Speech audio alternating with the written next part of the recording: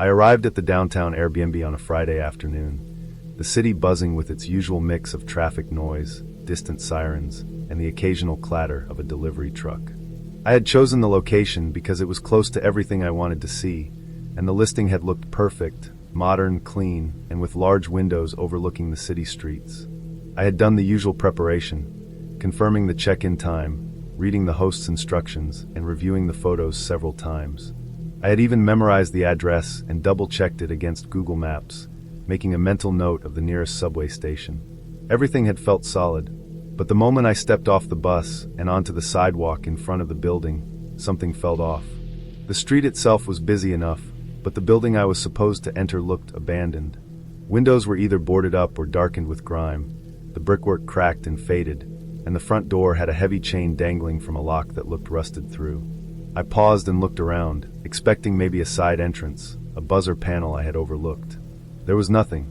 I took out my phone and double-checked the address. It matched exactly what the listing had shown. I scrolled through the Airbnb app, confirming the host's name and the details again, and then tried calling the number listed. No answer. I called a second time, holding the phone closer, listening for the ring. Nothing. I started walking around the block, hoping I had simply misread the building number, but every door I approached was either locked or clearly unused. Trash had piled up near one corner. A smell of damp concrete and mildew hung in the air, and a faded "no trespassing" sign creaked in the wind. I even tried looking through the windows where I could, but most of them were either opaque with dirt or covered in old, torn curtains. I could see old furniture stacked in awkward angles, some broken and leaning against walls. The feeling in my chest tightened. My stomach churned with a mixture of confusion and a creeping panic. An hour passed as I walked up and down the street, checking every potential entrance, every buzzer, every mailbox. The sunlight shifted and the shadows of the tall buildings grew longer, stretching across the street and turning the alleyways dark. I began to notice more details: shattered glass on the ground near the entrance, the smell of urine faint but unmistakable wafting from the stairwell, and a thin layer of dust covering the metal railings like the building hadn't seen a person in years. I tried calling the host again, this time leaving a detailed voicemail. I imagined someone would hear it eventually, someone responsible, but the emptiness of the place swallowed my voice. I checked the app once more and noticed something that made my stomach drop. The listing was gone, completely vanished. The profile still existed, but the address, the photos, the entire page for the property had disappeared overnight. I felt a tight knot form in my throat. I had booked this weeks ago, paid with my credit card, and confirmed the reservation. The thought that my payment had gone through and the listing had disappeared without a trace was terrifying. But what frightened me even more was the idea that I could have been walking straight into an abandoned, structurally unsound building without even realizing it. The decay I had seen from the outside suggested floors that might collapse, electrical wiring that could spark, and weak staircases that might give way under any weight. I stood at the edge of the sidewalk, my eyes scanning the building as if I could find some hidden entrance, some indication that I was missing something obvious. I could feel the city around me moving on, people crossing streets, cars honking, bicycles weaving through traffic, completely unaware of the tension gnawing at me. I wanted to believe that I had simply made a mistake, that there was another building somewhere, that the app had glitched.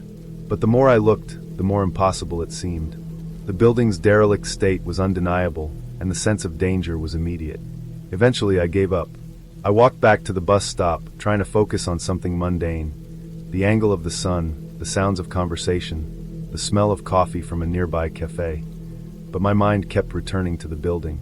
I pictured myself opening that door, stepping into darkness, hearing a floorboard creak under my weight, and realizing too late that the place wasn't just empty, it was actively dangerous. I imagined collapsing into a pile of broken wood, or worse, getting trapped somewhere inside without anyone knowing I was there. The thought made my pulse quicken. Once I was back at my hotel, I reported the incident to Airbnb. I explained everything: the missing listing, the condemned building, the payment that had gone through. They responded quickly, confirming that the property had been removed for safety violations, and issued a full refund. The practical side of me felt relief at that resolution, at least knowing I wouldn't lose money over what had happened. But the emotional residue lingered. For days afterward, I couldn't stop thinking about how easily I could have walked into that building, how quickly a normal, planned trip could have turned into a real disaster. Every time I passed a downtown street, Every time I saw an old building with boarded windows, I felt the same tight knot in my chest, the same pulse of nervous energy running through me. It wasn't fear of ghosts or monsters that haunted me. It was the knowledge that the world contains places that are both seemingly ordinary and silently dangerous. I eventually booked another Airbnb, a small studio with verified reviews and a live host I could contact directly. This time, everything was normal. The room was clean, the bed was comfortable, and the city outside my window looked exactly like the photos. I could leave the lights on without worrying about creaking floorboards, and I could walk around freely without the sense that every step might be my last. Even with that normal experience, I still think back to that first day. I remember the smell of the building, the texture of the cracked brick under my fingers when I tested the front door, and the long, empty windows staring back at me like unblinking eyes. I remember the sinking feeling of realizing that a simple mistake, relying on a listing, trusting that it was real, could have placed me in genuine danger. I don't walk past abandoned buildings anymore without giving them a wide berth, and I double-check every listing now, cross-referencing multiple sources. The event itself is over, the refund processed, the trip adjusted, but the memory remains. It's a reminder of how fragile a sense of security can be, how quickly a routine, everyday activity can become potentially life-threatening if one small assumption is wrong. I carry that knowledge with me every time I plan to stay somewhere new, every time I step off a bus into a city I don't fully know. It's practical, rational, and entirely grounded in reality, and that makes it feel far more unsettling than any story about the supernatural ever could.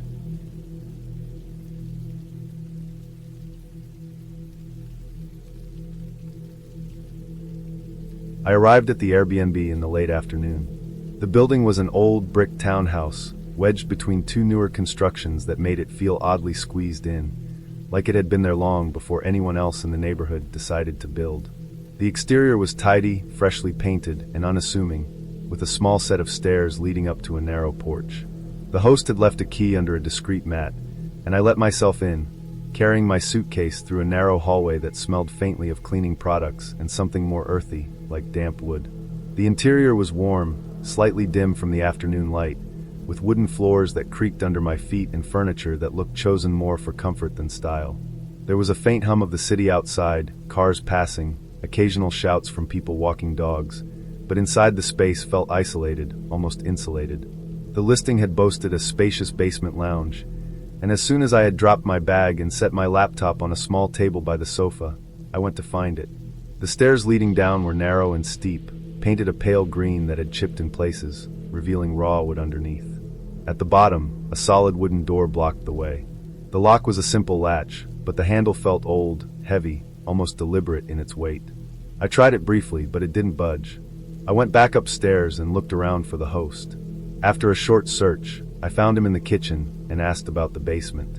He said he didn't allow guests to use that room for safety reasons. That was all. There was no further explanation, and he didn't offer anything more. I left it at that and returned to the living room, shrugging it off. The rest of the afternoon passed quietly. I unpacked my things, made a cup of tea in the small kitchenette, and settled on the sofa with a book. The room was cozy, furnished with a worn but comfortable couch, a low coffee table with a few magazines, and a small rug that had seen better days. The walls were painted a muted beige, and the single window looked out onto a narrow alley between the buildings. The light fading outside made the room feel smaller, more enclosed. Dinner was simple, a sandwich I had bought on the way, eaten while I scrolled through my phone. As the sky darkened, the house itself seemed to change. Shadows stretched across the floor, shifting shapes in the corners of the room. The air smelled faintly of the wooden stairs and the dampness that sometimes comes with basements. Around 9 o'clock, I was cleaning up my plate when I heard it, a faint thumping sound from below. At first, I thought it was the building settling, but the noise repeated. Thump, thump. A dragging sound followed, like something heavy being pulled across a floor. It was slow, irregular, deliberate, and it came from the direction of the basement. I froze, trying to convince myself it was nothing. The house had old pipes. It could be anything. I leaned against the counter, listening carefully. The noise stopped for a few seconds, then started again. Thump, drag, quiet murmurs that seemed almost intentional, almost like words, though I couldn't make out any meaning. My heart beat faster, and I found myself staring at the basement door, the way the light from above barely reached the bottom of the stairs. The door looked heavier now, almost foreboding, as if it was intentionally keeping something contained. I poured another cup of tea, trying to calm myself. I reminded myself that I was tired from travel, jet-lagged, and overly sensitive to sounds in a new place. The noises came and went in irregular intervals. At times, I could only hear faint whispers, indistinct, the kind that make you strain to catch the words. Other times, the thumping and dragging made me wince, each sound sharp and sudden in the otherwise quiet house. I tried to focus on my book, but my eyes kept drifting to the basement door. Eventually, I went to bed, leaving a lamp on in the living room. The bedroom was small but adequate, with a single window looking out toward the alley. I lay under the covers, listening. Every time I thought I heard silence, there would be another thump, a scrape of something being moved, the low murmur that made my stomach tighten. I considered getting up to investigate, but the weight of unease kept me pressed against the mattress. Sleep came fitfully, broken by every small creak in the house. Around 2 in the morning, the sounds became more pronounced. Thump, drag, whisper, thump, drag, whisper. I lay perfectly still, trying to tell myself it was harmless, but the more I listened, the more I realized the noise was deliberate, not accidental. It sounded as though someone, or something, was moving carefully, methodically, confined to the basement but fully aware of me upstairs.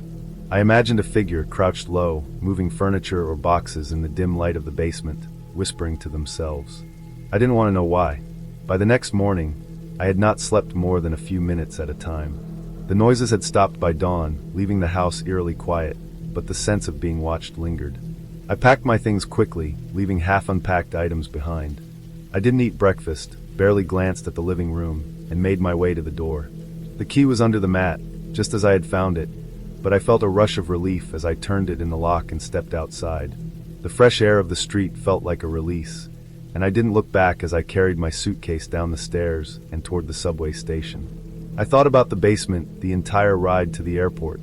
The thumping, the dragging, the murmuring, all of it plausible, all of it explainable, but all of it unnerving enough to make me leave without satisfying curiosity. I never asked the host again, never tried to find out what was behind that door. The idea that there could be something, or someone confined down there, doing whatever they were doing, was enough. It didn't need to be dangerous, illegal, or malicious. The not knowing was enough to make the experience feel like an imprint on my mind. Even weeks later, I would remember the house as a place that felt ordinary and safe on the surface, but with a hidden tension lurking just beneath. The locked door, the muffled noises, the heavy wooden latch, they stayed with me. I never returned to that city, never looked up that listing again, and I have no desire to. The experience was complete in itself. An ordinary house, ordinary accommodations, and a sense of unease so precise that it was impossible to forget. The basement lounge remained a closed door, silent in memory, and I decided that some curiosities are better left untouched.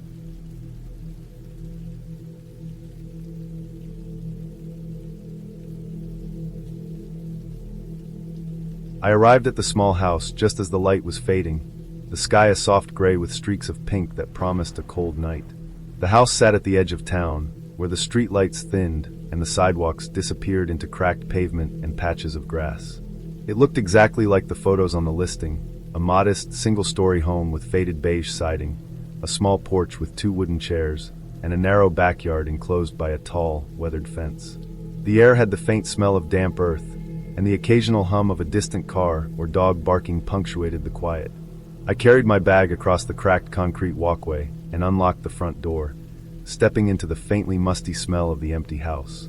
Everything seemed clean, if a little worn. The furniture was basic but serviceable, a couch with a faded pattern, a small coffee table, and a kitchen table with 2 chairs. The bedroom had a neatly made bed, the sheets crisply tucked, and the bathroom had all the essentials. I unpacked minimally, placing my bag on a chair and setting a water bottle on the nightstand, feeling relieved to be out of my car and off the road.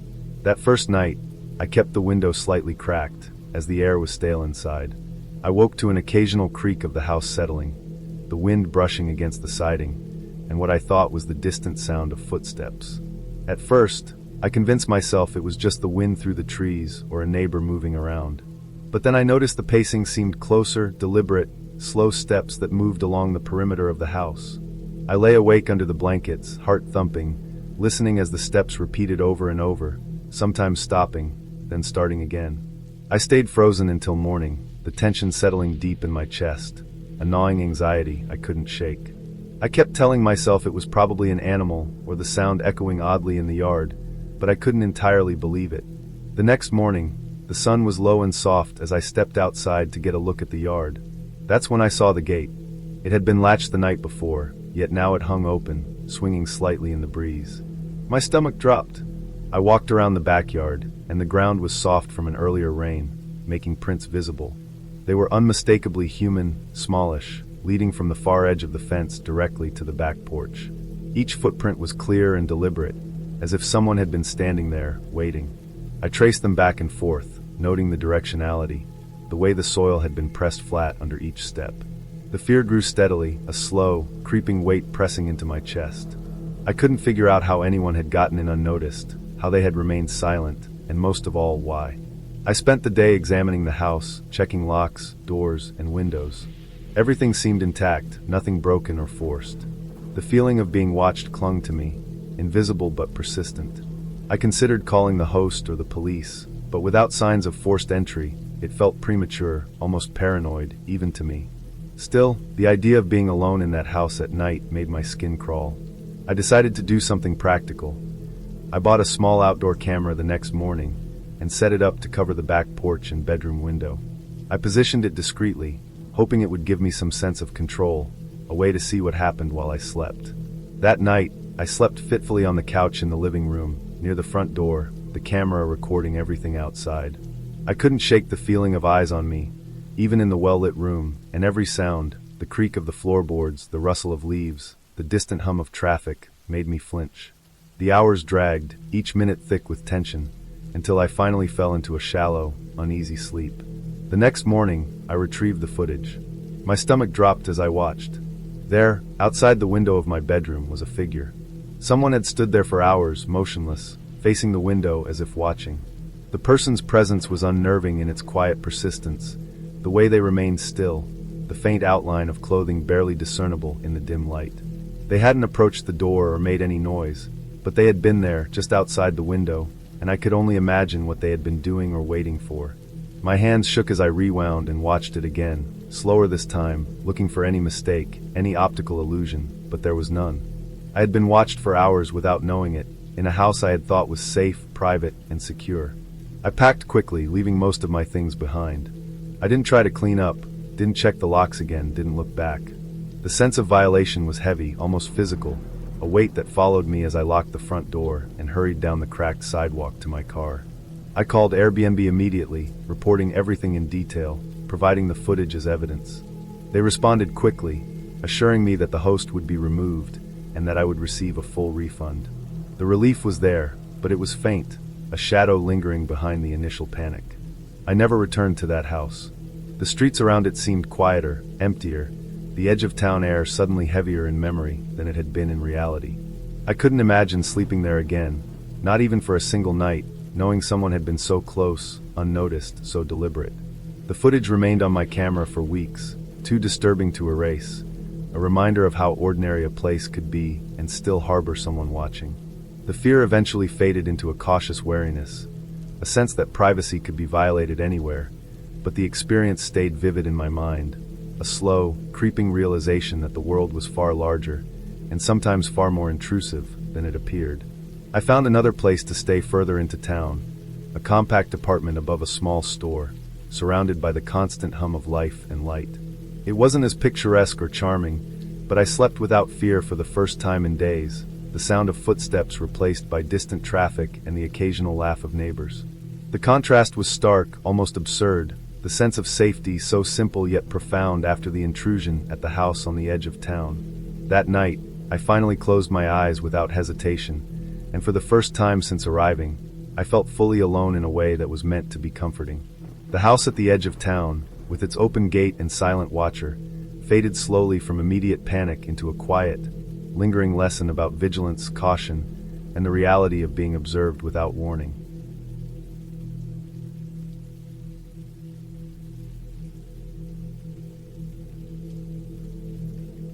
I arrived in the city late in the afternoon, carrying my backpack and a small suitcase, tired from a long train ride. The streets were narrow and quiet, lined with a mixture of old brick buildings and modern glass facades.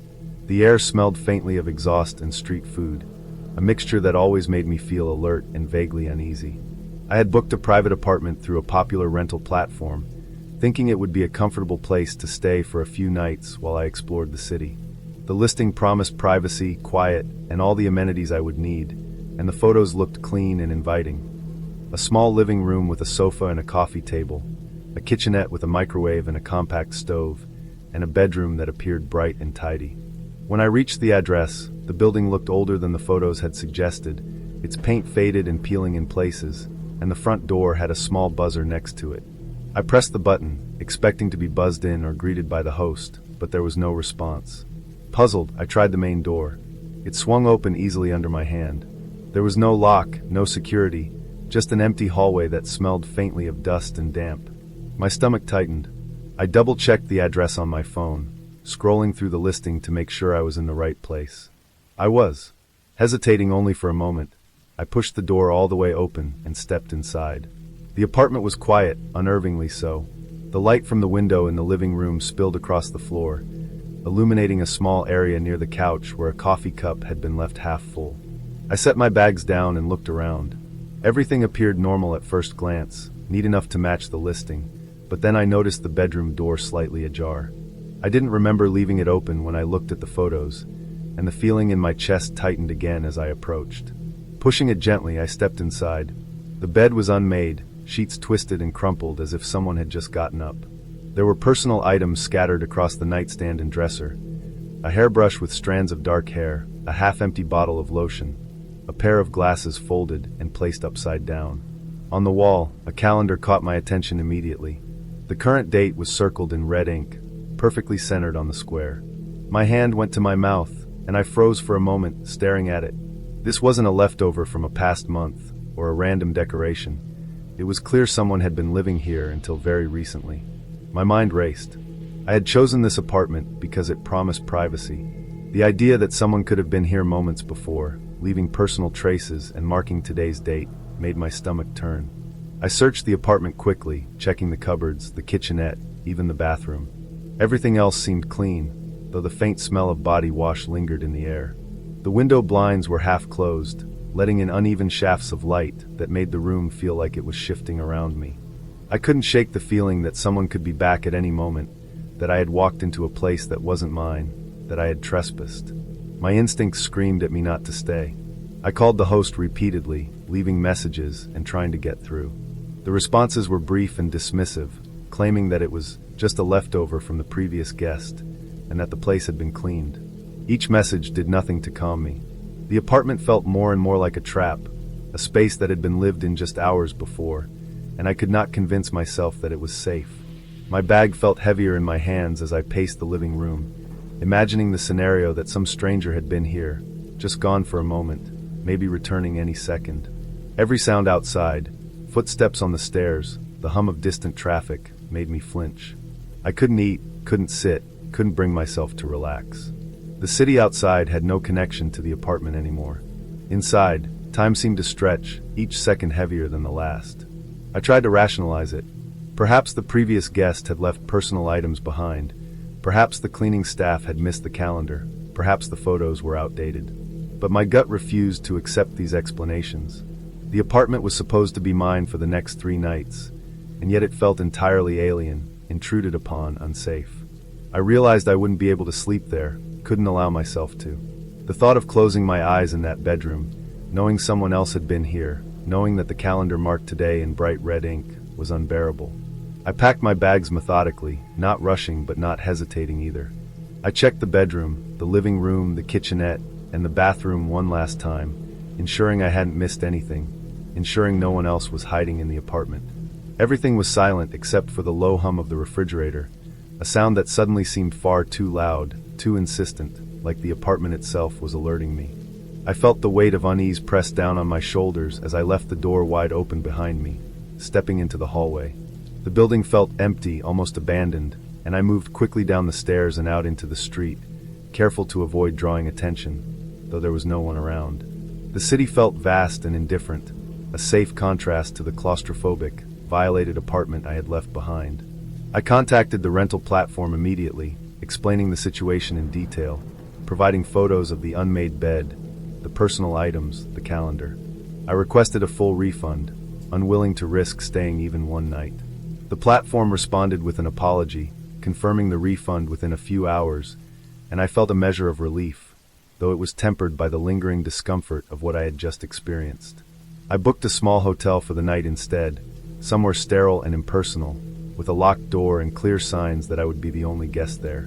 When I arrived at the hotel, I checked the door 3 times, listened for sounds outside my room, and only then allowed myself to sit on the bed, which was perfectly made and clearly untouched by anyone else. The experience stayed with me for weeks, replaying in my mind with unsettling clarity.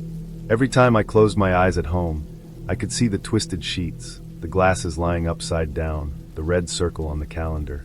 I realized how vulnerable I had felt, how much my sense of safety had depended on assumptions that turned out to be false. The apartment had looked perfect in the photos, normal on the surface, and yet the reality was entirely different, a hidden danger I had discovered too late to ignore. The memory of the unlocked door, the recent presence of another person, and the casual dismissal from the host left me with a deep-seated caution for all future trips. After that, I never booked an apartment without confirming secure access, without checking multiple reviews for similar incidents, without considering the possibility that private might not mean what I thought it did. I told myself it was a hard lesson in personal safety and intuition, that it had nothing to do with the city or the platform itself, only with the need to remain vigilant. In the end, leaving the apartment and receiving a full refund felt like the only correct action. I had avoided staying somewhere unsafe, avoided putting myself at risk, and though the experience had left me shaken, it had also given me clarity. Privacy and security are not amenities, they are necessities, and no photo or listing description can replace personal judgment. That understanding stayed with me long after the refund cleared, a quiet, practical reminder of why I would never take safety for granted again.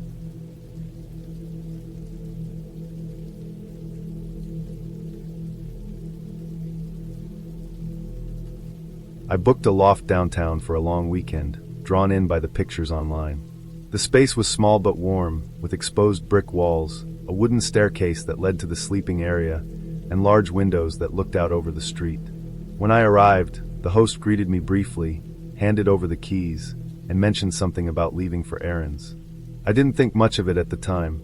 The loft felt quiet and private, and I settled in easily, unpacking my bag and making the small space feel like my own.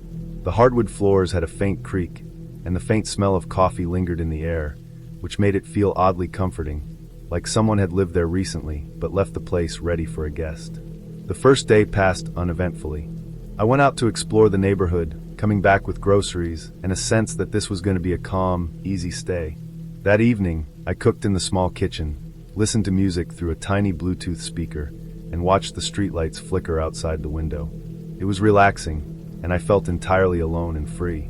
I went to bed around midnight, tired from walking around all day, and the loft was completely silent except for the occasional hum of traffic below. The second morning, I woke early and stretched on the edge of the bed. I moved to the kitchen for coffee and noticed a small sticky note stuck to the edge of the counter. It was yellow, the kind you usually use for reminders. On it, in neat, small handwriting, was the message, "I saw you leave at 8:15. I froze, staring at it for a moment. I was alone, and the host hadn't mentioned anything about someone coming in or leaving notes. At first, I assumed it was a prank left by a previous guest, or maybe the host had just forgotten to remove it. Still, it was unsettling. I tried to brush it off and left for the day, chalking it up to a minor quirk I didn't need to think about. When I returned later that afternoon, there was another note on the same counter, slightly crumpled, and it had another observation. "You boiled water at 2:10. My heart sank. The timing was exact. I knew I had turned on the kettle then, but no one should have been there to know. I checked the locks on the doors, looked over the windows, and felt a wave of unease. The loft was a simple place, but every corner, every angle, felt like it had been watched.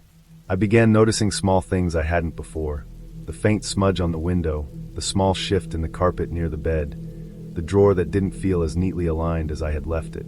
The next day, I left early for a walk and a coffee in a nearby cafe, trying to keep myself distracted.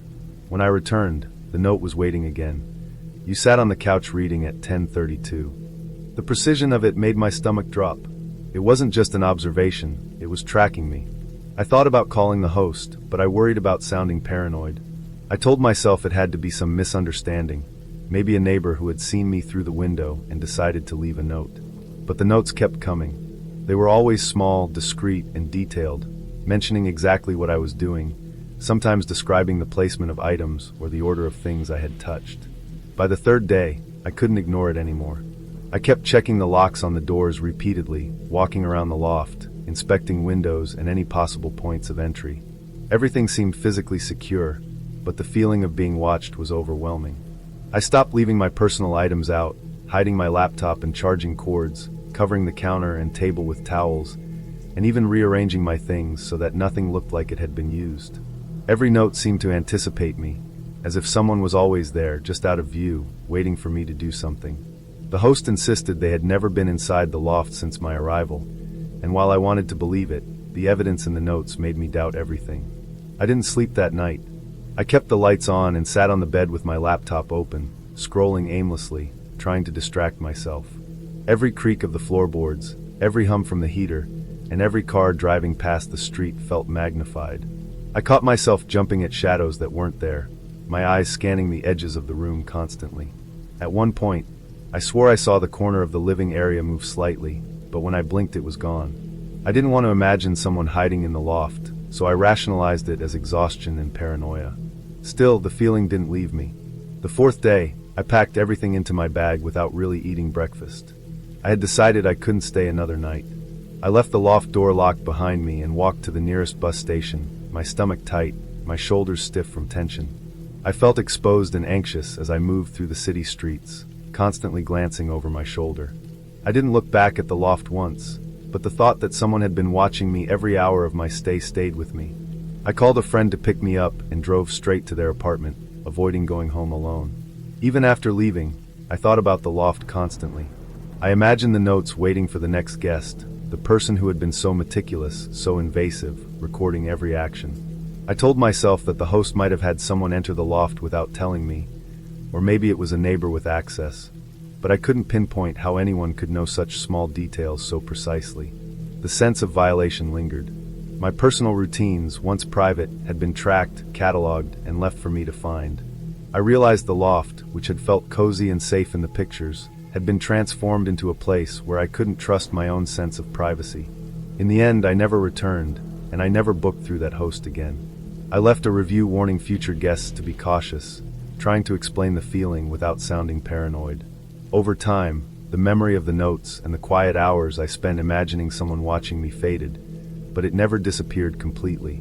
I became hyper-aware of how I moved in spaces that weren't mine, always checking for signs of surveillance or intrusion, carrying that caution with me whenever I stayed in a rental. The experience was over, but the lesson stayed with me. Privacy can be broken in subtle ways, and the most ordinary, familiar spaces can feel violated when someone has been observing, leaving invisible traces that remind you how exposed you truly were.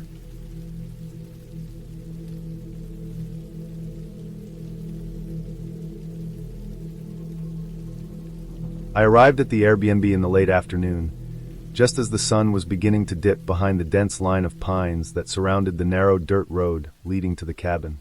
The GPS had stopped giving reliable directions an hour earlier, and the last stretch had been a slow crawl over potholes and loose gravel, with no houses or signs of life in sight. When I finally reached the cabin, it was smaller than the listing had suggested, barely more than a single-story wooden shack, with faded brown paint and a steep roof covered in moss.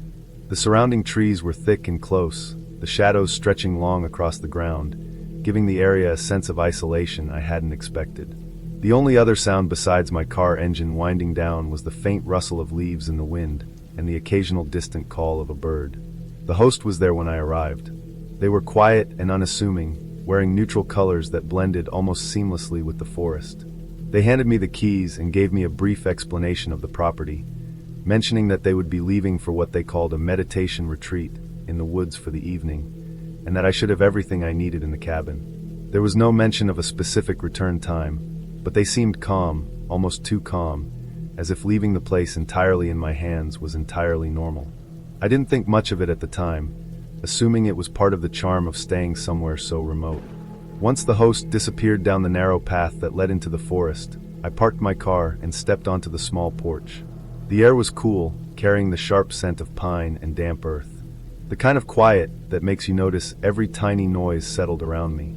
I unlocked the door and stepped inside.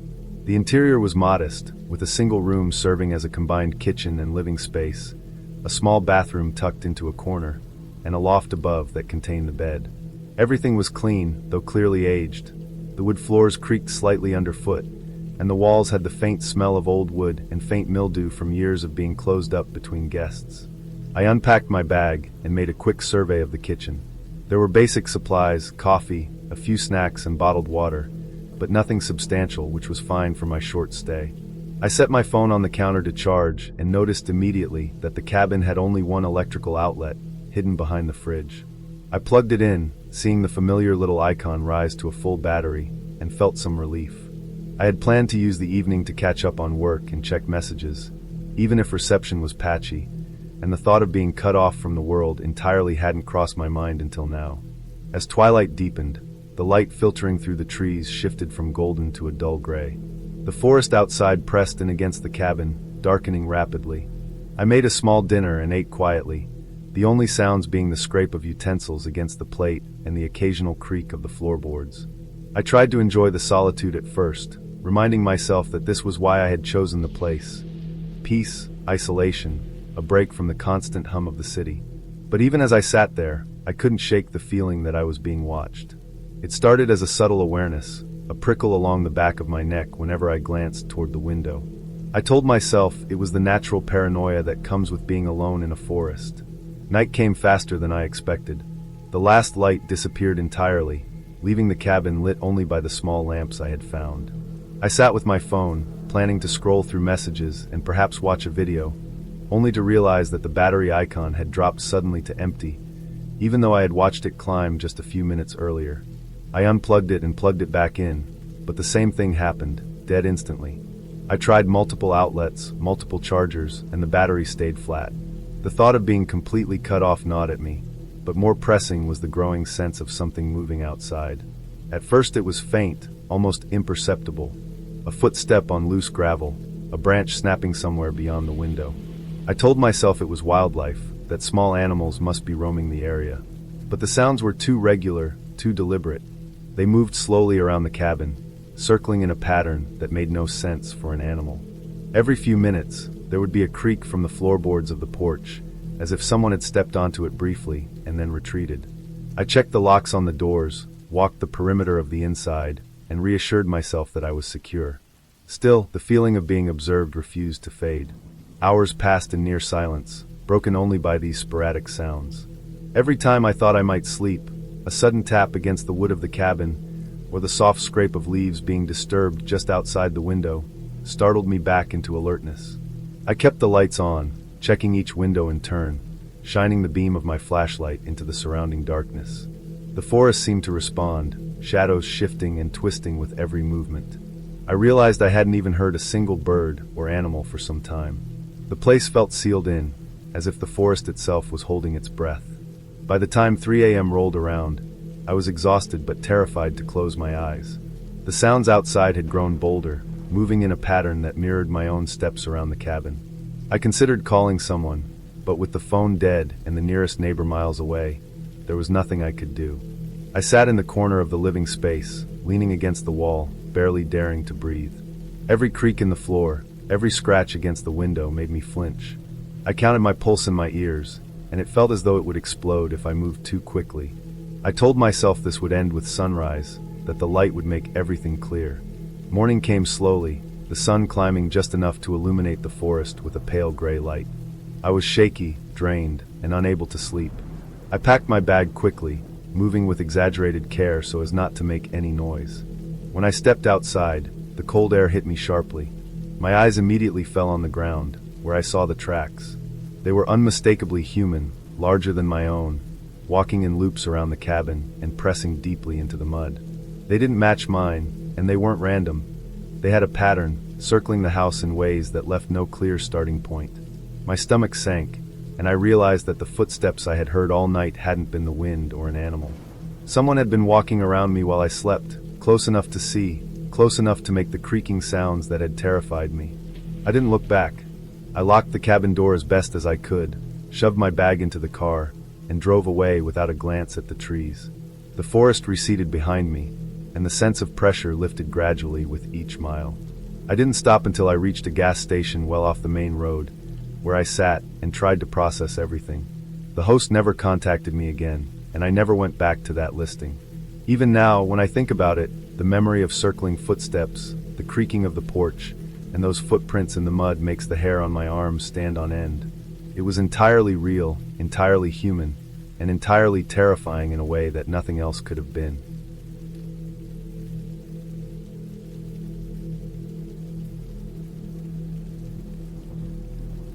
I had booked a cheap apartment in the city because I was trying to save money during a work trip that had unexpectedly stretched longer than planned.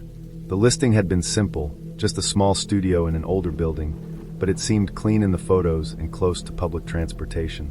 The price was lower than anything else I had found, and I convinced myself that any small quirks in the building or apartment would be worth the savings.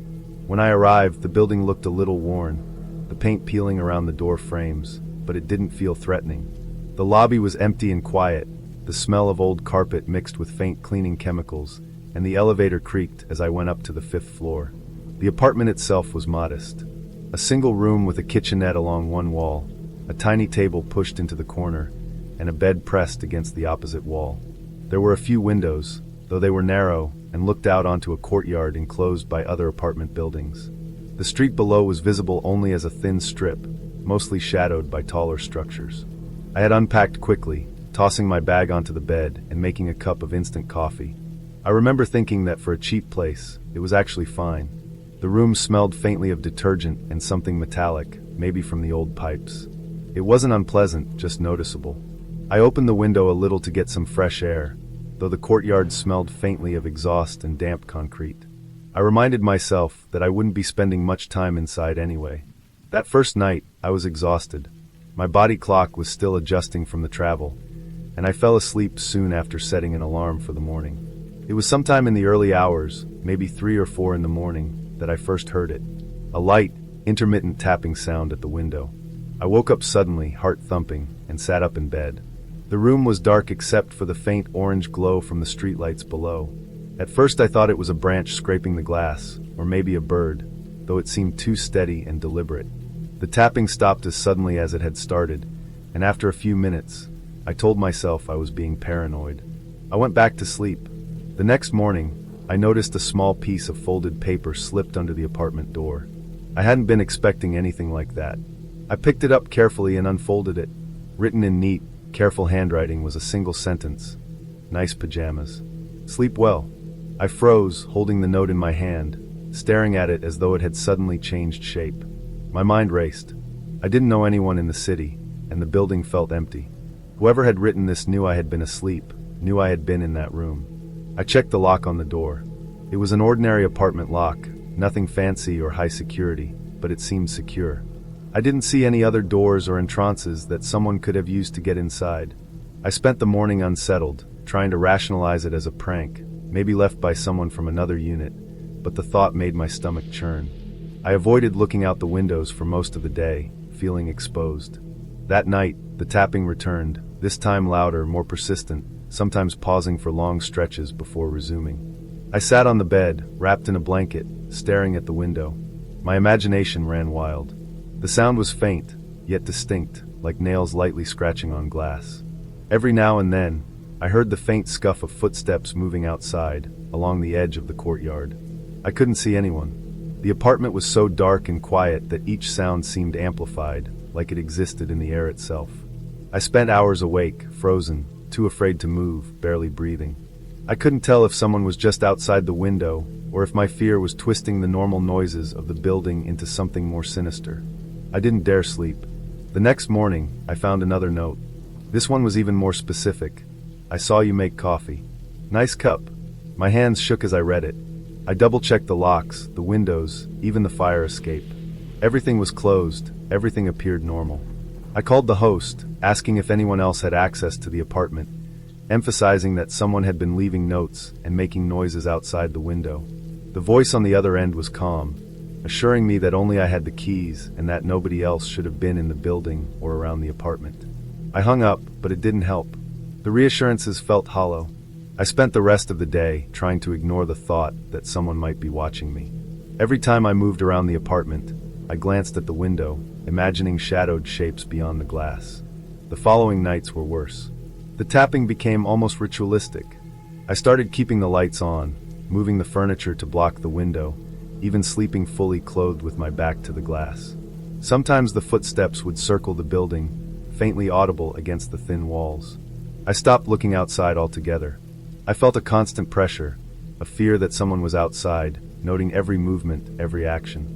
I imagined them watching, timing, waiting. My anxiety grew in layers, slowly suffocating. I barely ate, barely left the apartment during the day, avoiding any interaction with the building's other residents. I slept in short bursts, curled up near the corner farthest from the window. Each sound in the courtyard felt amplified. Each shadow seemed to stretch into the room. By the third night, I realized I couldn't stay any longer. I didn't pack my things properly. I left the suitcase half-zipped in the corner, clothes strewn across the bed. The thought of spending another hour in that apartment made me nauseous. I got dressed silently, checked the locks once more, and carried my bags down the stairwell. The elevator felt claustrophobic. The walls seemed close, as if they were pressing in, but I didn't stop. Outside, the streets were empty and still, the city quiet in the early dawn. I felt a strange mix of relief and shame as I walked away, dragging my bags over the cracked pavement, not looking back. I found a small hotel a few blocks away and checked in, spending the day just sitting on the edge of the bed, staring at the window, feeling the tension slowly unwind. I called AIRBNB to report the apartment, explaining the notes, the sounds, the host's insistence that no one else had access. They assured me they would investigate, though I never heard any follow-up. I didn't care. I didn't want to think about it, didn't want to revisit the apartment or the notes or the tapping. For weeks afterward, I avoided that part of the city entirely, imagining someone watching, timing, always aware. Even now, months later, I remember the sound of the tapping, the careful, neat handwriting, the cold dread of the early morning hours. It wasn't supernatural. Nothing in the apartment was broken or haunted. It was just another person somewhere out there capable of following, observing, waiting. The fear was entirely real, grounded in logic, in reality, and that made it worse. The moment I walked out that door, I understood that the safest thing I could do was remove myself completely. No explanations, no confrontation, just leaving. And that decision, however abrupt, however imperfect, was enough. I never stayed there again, and I never planned to. I carry the memory as a warning, clear and sharp. Sometimes danger doesn't roar, it taps lightly on your window while you sleep.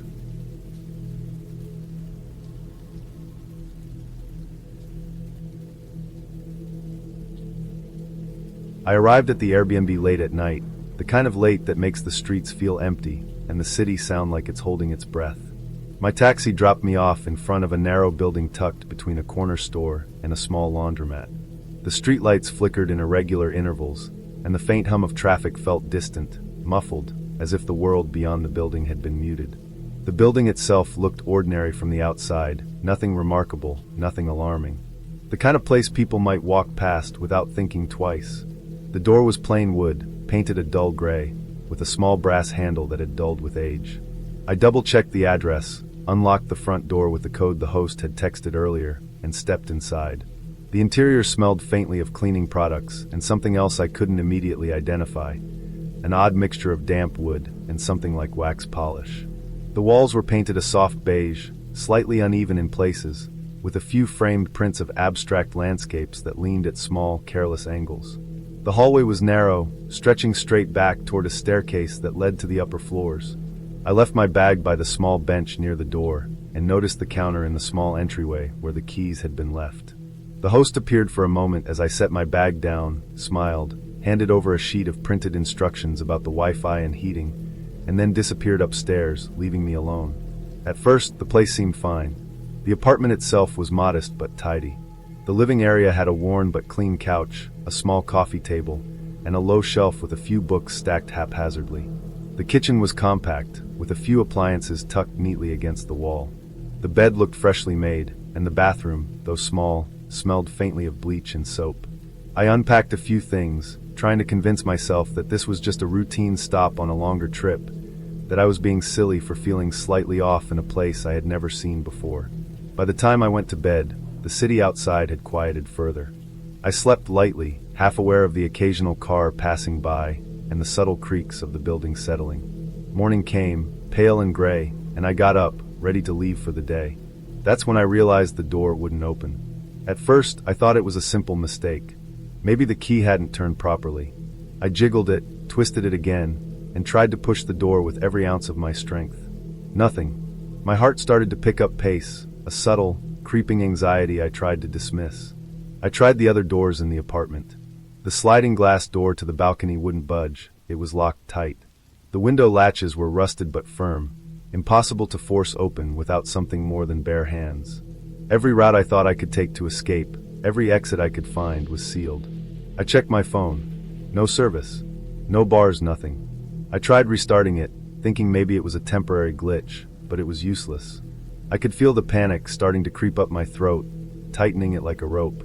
I walked from room to room, testing doors and windows, each one confirming the same thing. I was trapped. I banged on the front door, hoping that someone outside might hear, that maybe the host had left and would return soon, but the street below was silent. Only the distant hum of city life that felt muted through the walls and windows. Hours passed. I paced, sat on the couch, leaned against the counter, trying to reason myself out of the panic building in my chest. Every time I returned to the door, I tried again, just to make sure I hadn't missed something. I examined the frame, looking for a latch, a hidden mechanism, anything that might explain why I couldn't turn the handle. Nothing. The key had left the lock in one position, and it refused to move, locked solid. My stomach knotted with frustration and fear. The apartment that had seemed ordinary the night before now felt like a trap. The air felt heavier, every corner sharper, every shadow a little darker. I moved through the space with exaggerated caution, touching walls and furniture as if the familiarity of texture could keep me grounded. By mid-afternoon, the panic had settled into a dull, heavy anxiety. I realized I was starving but hesitant to eat. I made some tea, nibbled at a granola bar I had brought, trying to keep my mind busy. I measured the minutes as they crawled past, staring at the clock, listening to the faint sounds from the street below. Every sound, the scrape of a car tire, the murmur of distant voices, made my heart leap, only to settle again when I realized it was just normal activity, just ordinary life continuing beyond the walls. The hours continued to drag.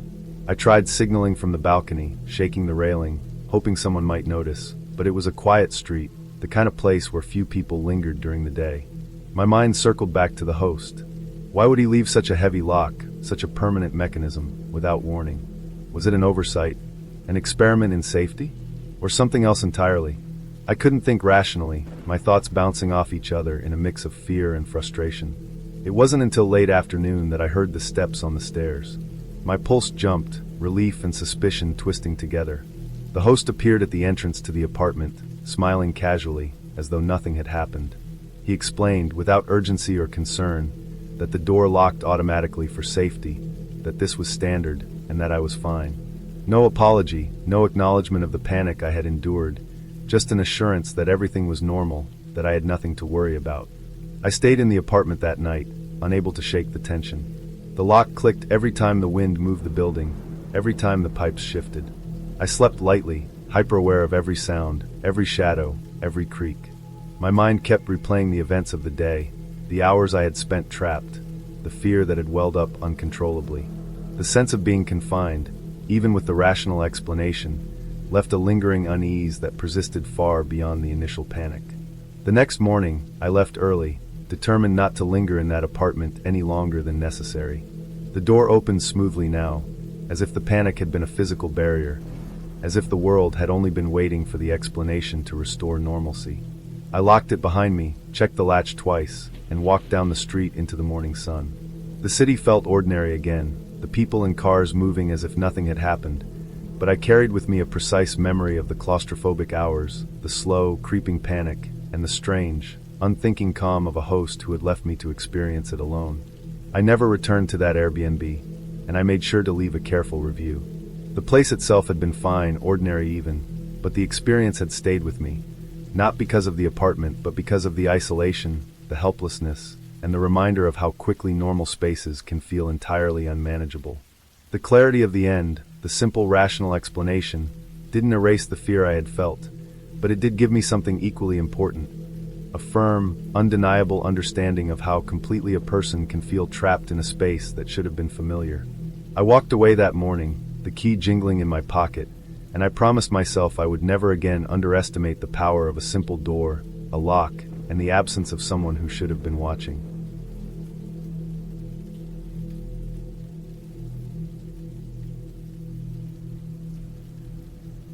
I had been traveling for nearly 20 hours by the time I finally arrived at the cabin. The flight had been long and uncomfortable, a mix of stiff seats and turbulent patches that left me drained in ways only long travel can. By the time I stepped out of the small rental car I had parked on the gravel driveway, the sun was already dipping below the horizon, spilling a soft amber glow over the surrounding pines. The cabin was tucked into a quiet hollow, a little off the main road, surrounded by thick trees and the faint rustle of underbrush. The air smelled of damp earth and pine needles, sharp and fresh after the rain that had passed earlier in the day. It was the kind of isolation I thought I wanted, the kind that promised peace and a chance to reset after weeks of work. But even in that first moment I felt a flicker of unease, a vague awareness of how truly alone the place was. The cabin itself looked charming from the outside, the kind of rustic style that photographs make irresistible. Wooden shingles had weathered to a warm gray, and small, warm lights glowed from inside. Smoke curled lazily from a stone chimney. The porch sagged slightly, but in a way that made it feel lived in and authentic rather than neglected. I remember thinking how quiet it was, the only sounds the soft creak of a distant branch swaying in the wind and the faint hum of the forest settling into evening. I unlocked the door and stepped inside, expecting the warmth of a cozy interior to welcome me. The floor was polished hardwood, slightly cool under my bare feet, and a faint scent of wood polish lingered in the air. The walls were lined with framed photographs of mountain landscapes and local wildlife, the kind of detail meant to make the space feel personal and comforting. The furniture was simple, neutral, but carefully chosen: soft throw blankets on the couch, a wicker chair tucked in the corner, a small dining table with neatly arranged placemats. Everything suggested care, attention, a host who wanted their guests to feel at home. I dropped my bag by the door and exhaled, sinking into the couch for a moment to let the tension of the journey ease. The cabin was quiet in a way that seemed almost exaggerated, as if sound itself had been swallowed. I noticed the faint hum of the refrigerator and the soft tick of a wall clock, but otherwise there was nothing. It was peaceful, almost too peaceful. I set about unpacking my things slowly, trying to shake off the fatigue and remind myself I was supposed to be excited about this retreat. That's when my eyes flicked to the ceiling. There were small black dots in the corners of the living room. At first, I assumed they were imperfections in the paint, tiny chips or remnants from old fixtures. But when I leaned closer, I realized the shapes were perfect, circular, and slightly glossy. They were fixed in the corners where smoke detectors would normally be mounted. Curiosity nudged me forward. I stepped onto a chair to get a better look, brushing my hand against the edges. My stomach sank when I realized they were lenses. Tiny cameras, hidden in plain sight, disguised as smoke detectors. I froze, my pulse jumping, staring at the one closest to me, imagining it following my movements as I moved through the room. The realization clawed at me like cold fingers. I felt exposed, violated, and sickened all at once. The kind of shame and fear that comes not from immediate danger, but from the idea of being watched in private, sank into me. I jumped down from the chair, my hands trembling slightly, and quickly scanned the rest of the room. Every corner, every ceiling fixture now seemed suspect. I couldn't stay. I moved almost mechanically, gathering my things, throwing clothes into the bag with little care for order. My mind raced with questions I didn't want to answer. How long had the cameras been there? Had anyone been watching me just a moment ago, or for weeks before me? The thought that someone could have been tracking my sleep, my every private moment, while I believed I was alone in this secluded cabin was suffocating. I shoved my laptop and chargers into my bag, packed the toiletries in a frenzy, and checked every corner I could reach one last time, as if confirming the truth would somehow make it easier to leave. It didn't. The drive back to the main road felt unreal. I kept glancing in the rearview mirror, expecting headlights to appear from the dark, dense forest behind me, though I knew no one was following. The road wound tight and shadowed between trees, and I felt the oppressive weight of isolation pressing in from all sides. The air in the car seemed too warm, the darkness outside thick and almost tactile. I couldn't stop thinking about the cameras, about the idea that a stranger had been observing this cabin, making the quiet intimacy of the place into something perverse. By the time I reached cell service, I called Airbnb immediately.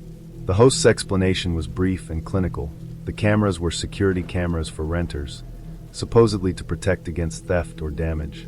It sounded ridiculous to me, almost flippant. Security cameras, yes, but not in the living room, not hidden where someone could see me while I slept or changed. I filed the report and asked for a refund, the tension in my body only starting to ease once I could confirm I was safely away from the cabin and back on roads that were familiar. Even days later, the memory of the space haunted me. I could close my eyes and see the corners of the living room, the glossy black dots mounted high, watching, recording. Simple, mundane moments replayed with an intensity one hadn't expected. The way I had walked from the door to the kitchen, the moment I had stretched out on the couch, the way the light had shifted across the floor in the evening. Every movement had potentially been cataloged by someone else, someone I would never know. I changed passwords, checked devices, and tried to rationalize the experience, but there was a lingering sense of vulnerability I couldn't shake. Over time, I came to see that the incident had taught me something important about vigilance and boundaries. I began to approach future rentals with far more caution, inspecting ceilings, walls, and hidden spaces before letting myself relax. I never returned to that region, and I avoided hosts who used overly polished language or insisted on security measures without clear justification. The fear and shame of being watched were never entirely gone, but I found a measure of control in the actions I could take afterward. What stayed with me most wasn't the cameras themselves, or even the violation of privacy. It was the intimacy of the betrayal, the quiet way someone could insert themselves into my personal space without permission, turning a place I thought was safe and welcoming into a source of anxiety. That cabin, for all its charm, became a symbol of the gap between appearances and reality, a reminder that safety isn't guaranteed, no matter how picturesque the setting. In the end, I found closure in the act of leaving immediately, refusing to rationalize or stay despite the beauty of the space. I reported the cameras, documented what I could, and told myself firmly that my boundaries mattered more than the allure of isolation or charm. The lesson was concrete and practical: vigilance, self-respect, and the courage to act when something feels wrong. That clarity, simple and decisive, allowed me to finally let go of the lingering fear. I never stayed in another remote cabin without thoroughly checking every corner, but I also never allowed the experience to completely steal the joy of travel from me. I carried the memory carefully, like a scar that reminded me to be both cautious and unafraid, knowing I had protected myself the moment it mattered most. The feeling of being watched faded gradually over weeks, replaced with a wary attentiveness. Even now, I can picture the cabin, the black dots in the corners of the living room, and I understand that the fear was real because the threat was real. I had been in someone's sight without knowing it, and I had reclaimed my autonomy by leaving. That certainty, that tangible reclaiming of my space and safety, is what made the ending satisfying. I wasn't trapped, I wasn't powerless, and I had acted decisively.